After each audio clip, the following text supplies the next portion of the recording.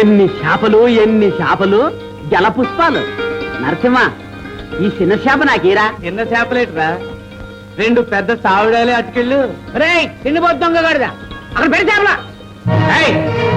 చేపల మీద చెయ్యేశారు, పుచ్చి లెగిసిపోద్ది. పుచ్చి లేచిపోద్దా? నా పుచ్చా ఎంచేత? అమాధికారి కదా నరసింహ. ఎన్ని మార్లు చెప్పినా నువ్వు వినిపించుకోయి. పెద్దోళ్ళతో మన కైవేట్రా. ఏ ఊళ్ళయ్యా పెద్దోళ్ళు, మన నోళ్ళు కొట్టి వాళ్ళ బొద్దలు నింపుకుని ఈ నాయుడు పెద్దోళ్ళ. ఇలాగ మనలో వెనక్కొకడం ముందుకొకడం లాగబట్టే మనం చిన్నోళ్ళుగానే ఉండిపోతున్నాం, వాళ్ళు పెద్దోళ్ళు అయిపోతున్నారు. మన తోటి పెద్దలంతా పట్నంలో మహారాజులా బతుకుతున్నారయ్యా. పొగోడలు కూడా కొనుక్కుని ఎవరికి తలంచకుండా స్వతంత్రంగా బతుకుతున్నారు. ఆ స్వతంత్రం మనకి రావాలంటే ఇలాంటి పందికొక్కు నాయాల మీద తిరగబడి తీరాలయ్యా.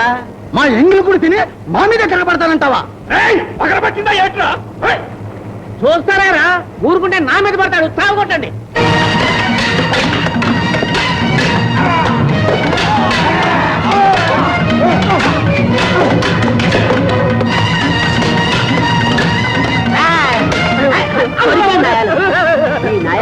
మందిరం దొయ్యాలి.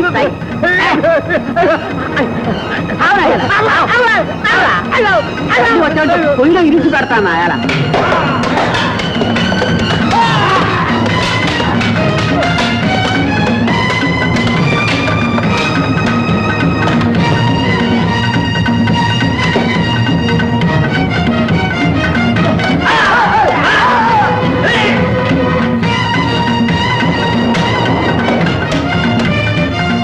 చేపలన్నీ పట్టుకు పదండ్రా, పట్నంలో మనమే అమ్ముకుందాం.